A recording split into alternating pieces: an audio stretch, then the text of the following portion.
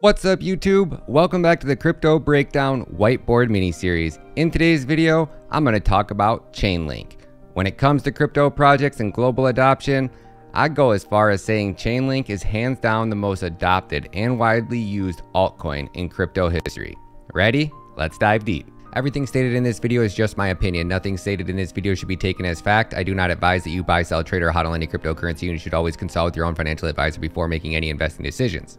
Chainlink is a decentralized network of oracles that enable smart contracts to securely interact with real-world data and services that exist outside of the blockchain network. With Chainlink, the traditional systems that currently empower modern economies can connect to the emerging blockchain industry to generate more security, efficiency, and transparency in business and social processes.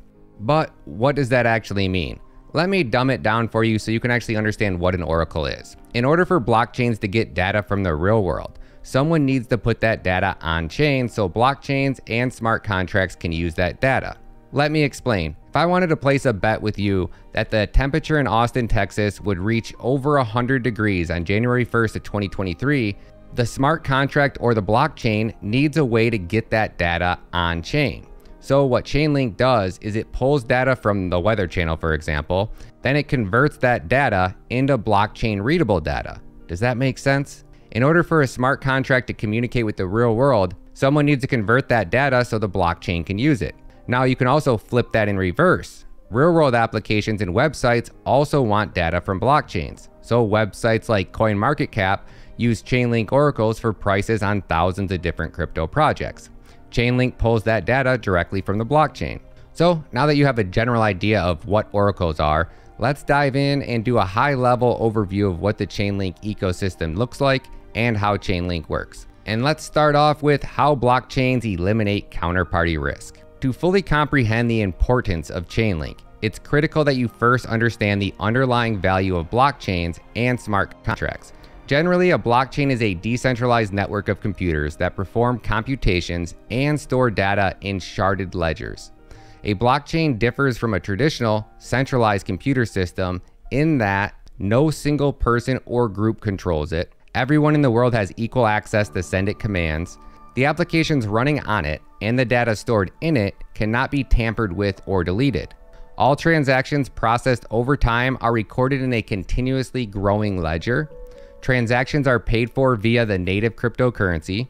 Blockchains achieve these priorities by having thousands of computers running the same software, processing the same transactions, and storing the same data, and constantly cross-checking one another to reach consensus as a network about what is valid. All of these network operations are backed by monetary incentives that reinforce honest behavior and consensus. They do this by redundantly validating and storing transactions across a large decentralized network of financially incentivized participants, aka blockchains make it extremely expensive and impractical to manipulate the shared ledger. Thus, blockchains are extremely secure and reliable systems for performing computations and storing data for processes involving two or more independent parties.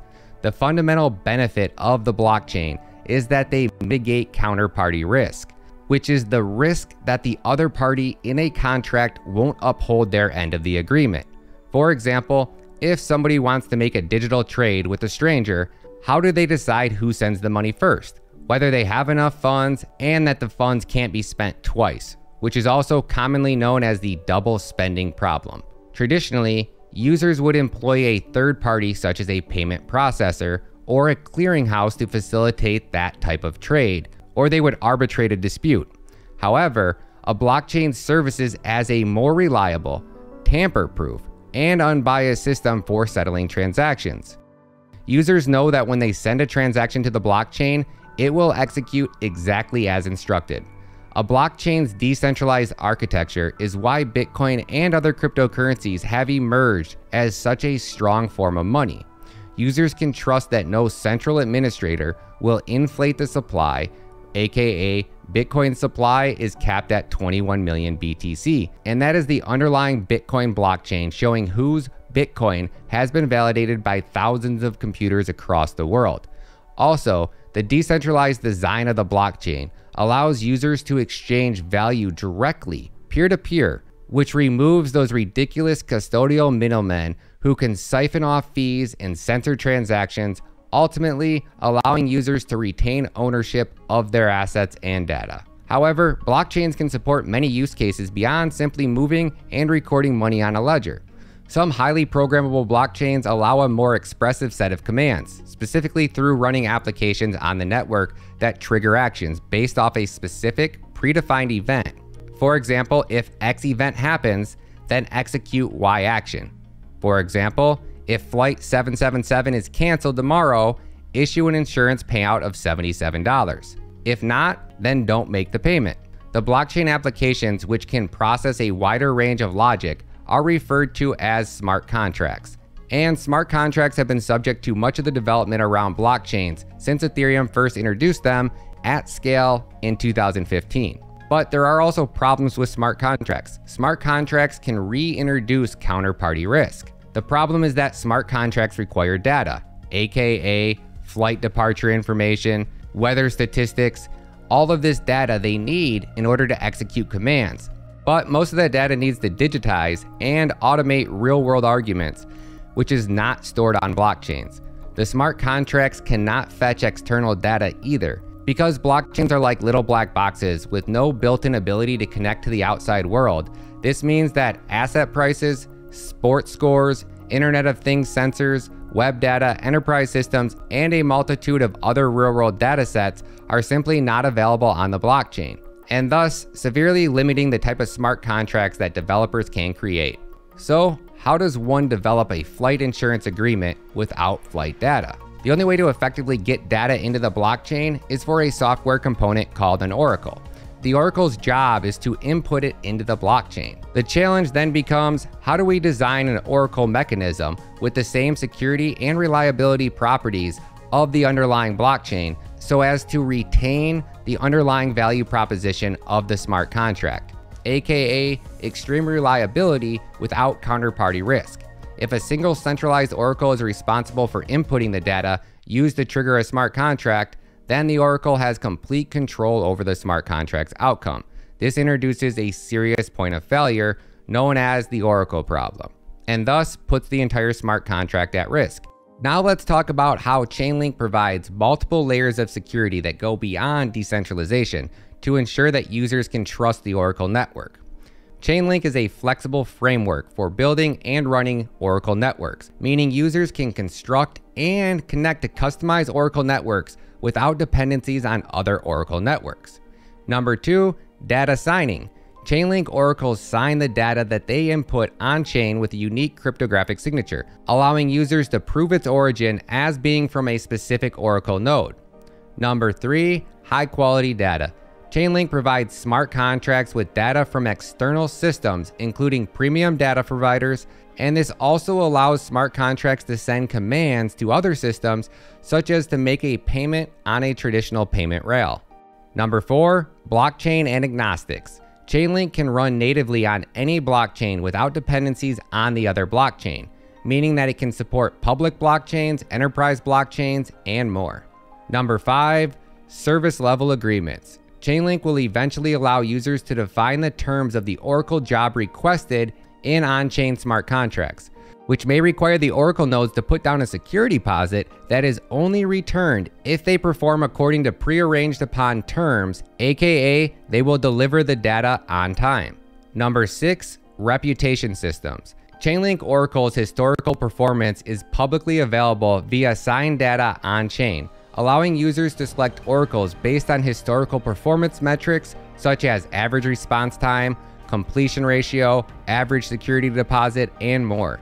Node operators also have the option of providing additional data like identity, geographic locations, and third-party certifications.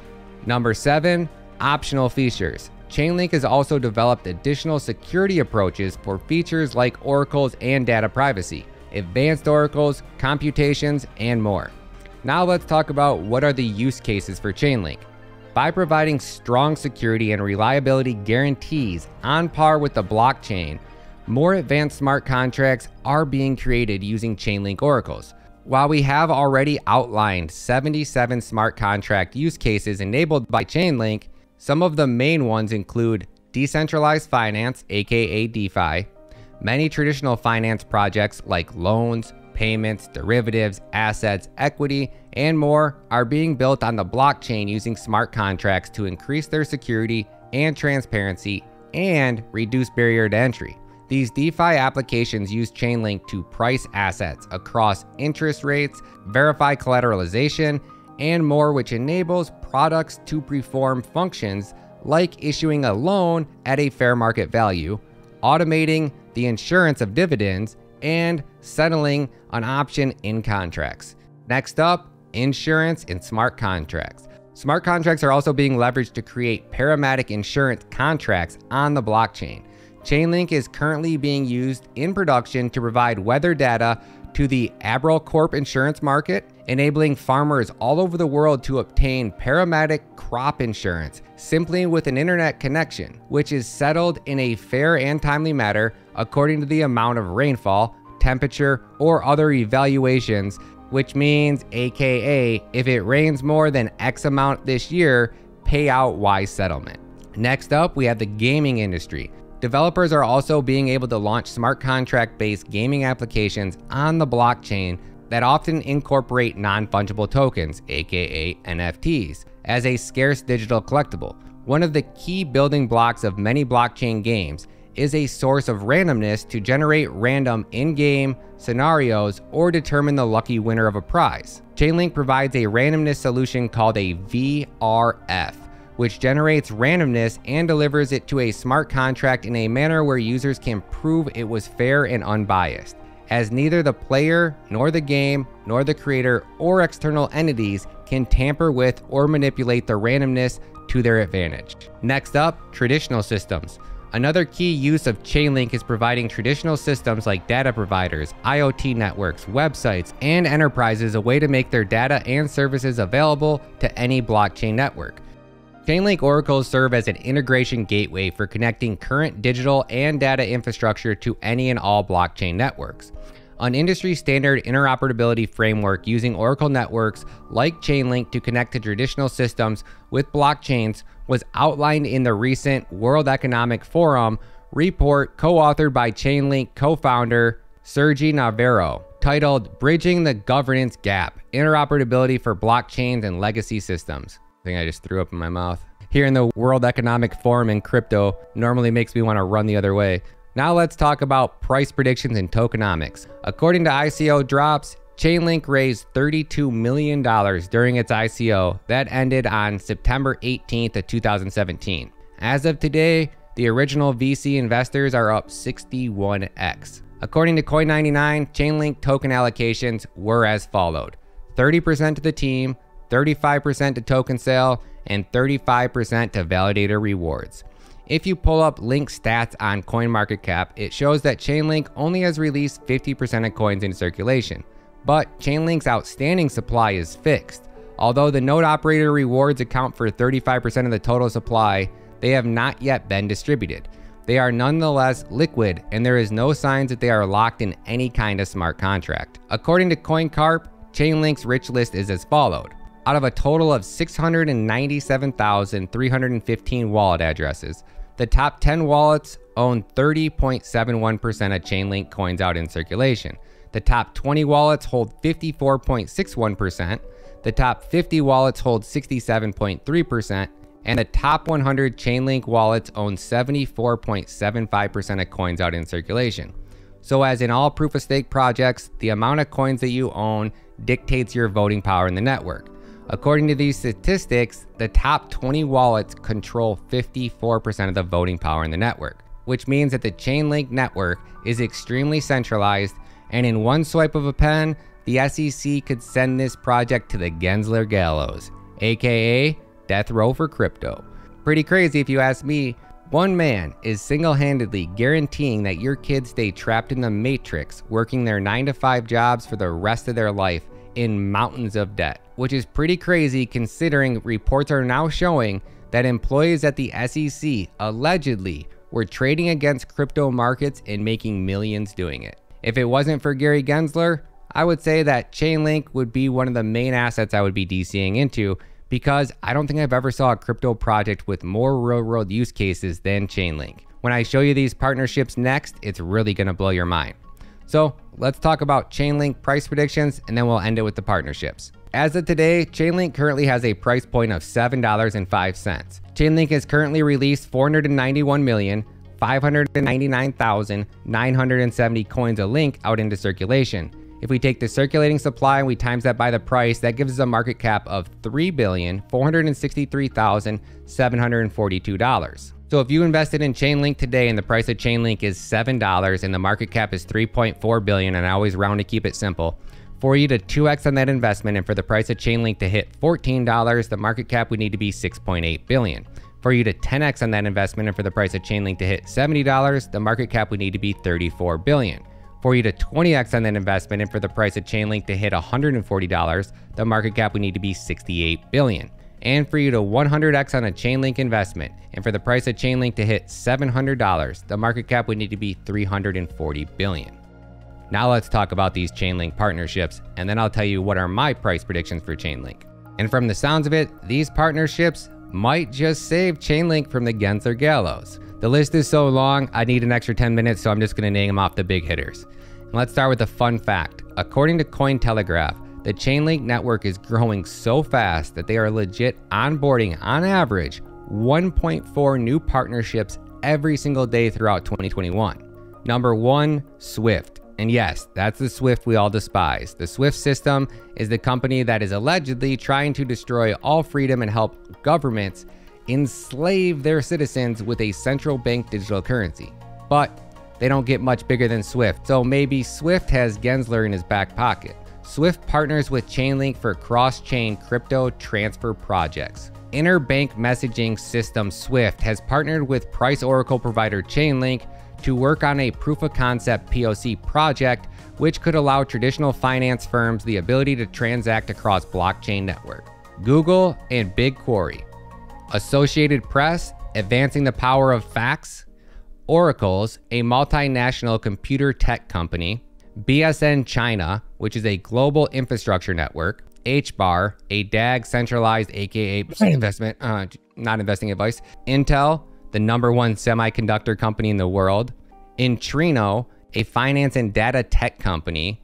And last but not least, and my two favorite, AccuWeather, which is weather and news updates, and World Weather Online, which is a premium weather API JSON XML. So what are my best price predictions for Chainlink?